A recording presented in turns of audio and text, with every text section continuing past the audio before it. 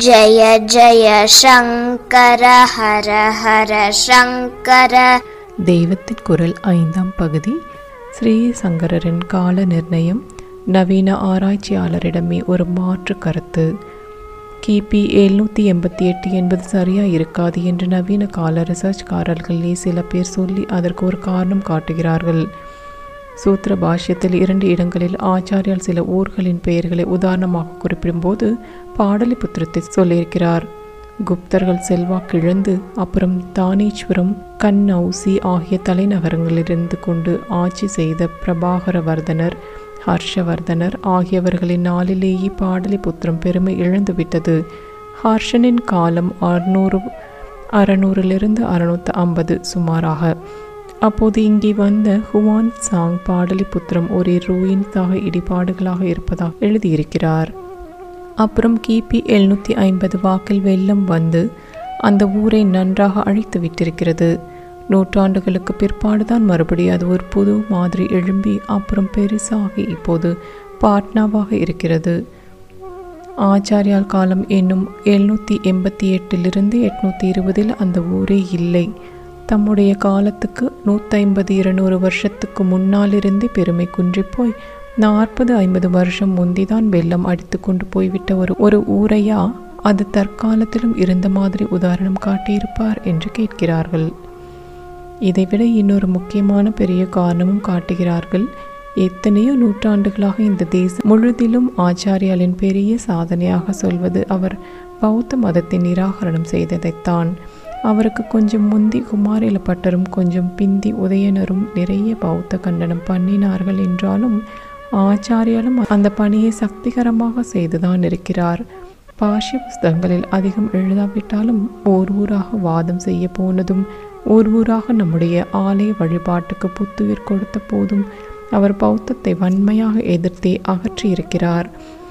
அவர் காலத்தில் பௌத்தம் ஜன சமூகத்தை கலக்கும் அளவுக்கு வீரியத்துடன் இருந்த அவரை சூத்திர பாஷ்யத்தில் தெரிவித்திருக்கிறார். வைநாசிகை சர்வோலோக ஆஹுலீக்ரியதே என்று வைநாசிகர்கள் என்பது பௌத்தர்களுக்கேதான் இன்னொரு பேர். அவர்கள் சர்வலோகத்தையும் ஒரு கலக்கி கொண்டிருக்கிறார்கள் என்று சொல்கிறார். இதனால் அவருடைய காலத்தில் பௌத்தம் இங்கே ஒரு ஆக்டிவ் ஃபோர்ஸாக இருந்தது என்று நிச்சயமாகிறது. இதை கொண்டுதான் நவீன ஆராய்ச்சிக்காரர்களிலேயே ஒரு சிலர் கிபி 788 என்பது சரியில்லை என்று சொல்கிறார்கள். ஏனென்றால் அதற்கு முந்தைய இந்தியாவில் பௌத்தம் நன்றாக படுத்து போய்விட்டது. ஹர்ஷரின் காலத்தில் 788க்கு 150 வருஷம் முன் வந்த ஹுவான் சாங்கே பௌத்தம் க்ஷணித்து போயிருப்பதை தெரிவித்திருக்கிறார். ஹர்ஷர் கொஞ்சம் புத்துயிரூட்டி பார்த்தார். ஆனால் அது ஜனசமூகம் முழுவதையும் கவரவில்லை. பிக்ஷுக்கள் சமயவாதிகளை மட்டுமே கவர்ந்தது. சற்று முன்பே இவ்விஷயம் சொன்னேன். ஆச்சாரியால் அவதாரம் கிபி 8ஆம் நூற்றாண்டு முடிவு என்றால் அப்போது வங்காளத்திலிருந்து வட இந்தியாவின் கணிசமான பகுதி அடங்கலாக ஆண்டு வந்த பால வம்ச ராஜாக்கள் பௌத்த மத அபிமானமுள்ளவர்கள்தான். ஆனாலும் அவர்களும் தங்கள் அளவில் அபிமானத்தார்களே ஒழிய லோகமெல்லாம் கலக்கப்படுகிறது என்று சொல்லும்படி இல்லை என்று நவீன ஹிஸ்டரிக்காரர்களே சொல்கிறார்கள்.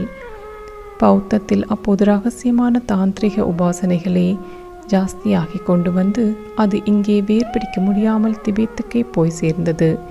சிரித்து சங்கர மடத்துக்கு சாமியார் என்னவோ ஸ்வபக்ஷமாக தன் கட்சிக்கு ஆதரவாக பேசுகிறார் என்று நினைக்காமல் ஹிஸ்டரியில் ஸ்டாண்டர்ட் புஸ்தகம் எதுவானாலும் எடுத்து பார்த்தால் தெரியும். ஆச்சாரியாலின் காலம் என்று அந்த புஸ்தகங்களில் சொல்லப்படும் காலத்துக்கு முந்தையே இந்தியாவில் பௌத்த மதம் லோகத்தை கலக்குகிறது என தக்க ஃபோர்ஸாக சக்தி வாய்ந்த அமைப்பாக இல்லாமற் போய்விட்டதென்று. நாலந்தா சர்வ கலாசாலை போன்ற இடங்களிலும் சில பௌத்த மடாலயங்களிலும் மட்டுமே பிக்ஷுக்களிடமும் சில படிப்பாளிகளிடையிலும் அந்த மதம் இருந்து வந்தது. முஸ்லிம் படையெடுப்பு வரை கூட அப்படி தொடர்ந்து இருந்து வந்தது. ஜன சமூகத்தை போட்டு கலக்குவதாகவோ ஆச்சாரியால் போன்ற ஒருவர் அதை நிராகரணம் பண்ணியதுதான் அவருடைய மகா பெரிய வெற்றி சாதனை கொண்டாடும் அளவுக்கு அது நிச்சயமாக அந்த காலத்தில் சக்தியோடு இல்லை.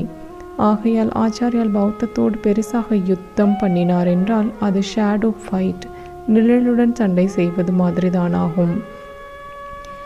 இந்த காரணம் சொல்லியே நவீன ஆராய்ச்சிக்காரர்களிலும் சில பேர் கிபி 788 829 என்பதை ஆக்ஷேபிக்கிறார்கள். அவர்களுடைய ஹிஸ்டரி படி கிபி 4ஆம் நூற்றாண்டின் ஆரம்பத்தில் குப்த சாம்ராஜ்யம் தோன்றிய போதே நம் தேசத்தில் ஹிந்து மதம் பெரிய மறுமலர்ச்சி கண்டு பௌத்தம் க்ஷணதசை அடைந்திருந்தது. இதற்கு ஆச்சாரியாலே காரணமாயிருந்திருக்கலாம். அதனால் அவரை கிபி 800 500 வருஷம் முற்காலத்திற்கு கொண்டு போக இடமிருப்பதாக தோன்றுகிறது என்று இவர்கள் சொல்கிறார்கள். நாம் சொல்கிறபடி ஆச்சாரியால் 2500 வருஷம் முந்தி என்றால் அவருக்கு பிற்பாடும் குப்தா ஏஜுக்கு பிறகும் கூட அநேக பீரியட்களில் பௌத்தம் இந்த தேசத்தில் இருந்துதானே இருக்கிறது. எத்தனையோ விகாரங்களும் சைத்தியங்களும் கிறிஸ்து சகாப்தத்திலும் சில நூற்றாண்டுகள் வரையில் தோன்றியதாக அழுத்தமான சான்றுகள் இருக்கின்றனவே.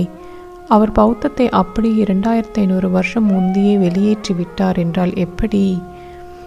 அப்போது அவர் அனுப்பியது வாஸ்தவம்தான். அவருடைய காலத்தில் 72 மாற்று மதங்களையும் அவர் இல்லாமல் பண்ணி ஜெகதாச்சாரியாலாக விளங்கியது வாஸ்தவம்தான். ஆனாலும் இந்த தேசத்தில் எப்போதும் ரிலீஜன், பிலாசபி ஆகியவற்றில் சுதந்திரமாக சிந்தனை பண்ணுவதற்கும் அனுஷ்டானம் பண்ணுவதற்கும் தாராளமாக இடம் கொடுத்தே வந்திருக்கிறது. அதனால் ஆச்சாரியாலுக்கு அப்புறமும் அவ்வப்போது பௌத்தம், ஜைன முதலியவற்றில் சிந்தனையை செலுத்தி புஸ்தகம் எழுதியவர்கள் தோன்றியிருக்கிறார்கள்.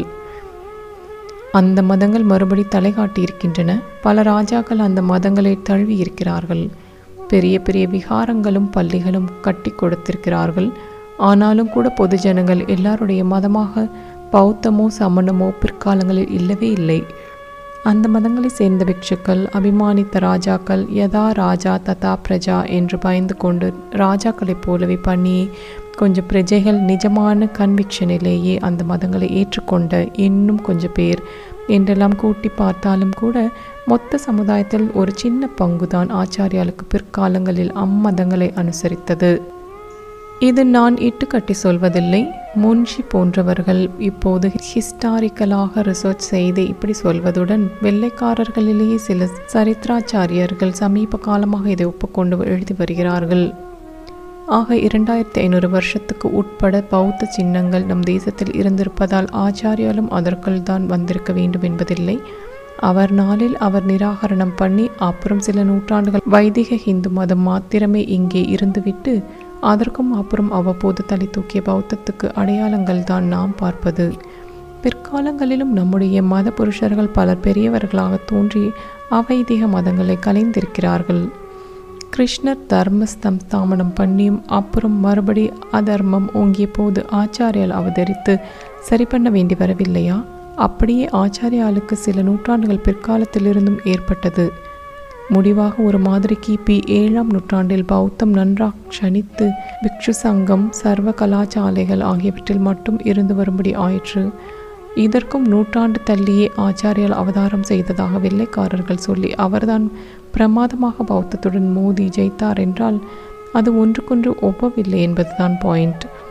கிபி 8ஆம் 9ஆம் நூற்றாண்டில் ஏதோ கொஞ்சம் ஒட்டி கொண்டிருந்த பௌத்தத்தையும் கலைந்து அதோடு ஹிந்து மதம் என்று சொல்லிக்கொண்டே மறுபடி கலைந்திருந்த பல அவைதிக வழிகளையும் அகற்றியவர்தான் அபினவ சங்கரர். அதோடு தூர கிழக்கு நாடுகள் முதலியவற்றிலும் நம் மதம் பரவ செய்தவர் என்று தெரிந்து கொள்ள முடிகிறது. ஜெய ஜெய சங்கர ஹர ஹர சங்கர.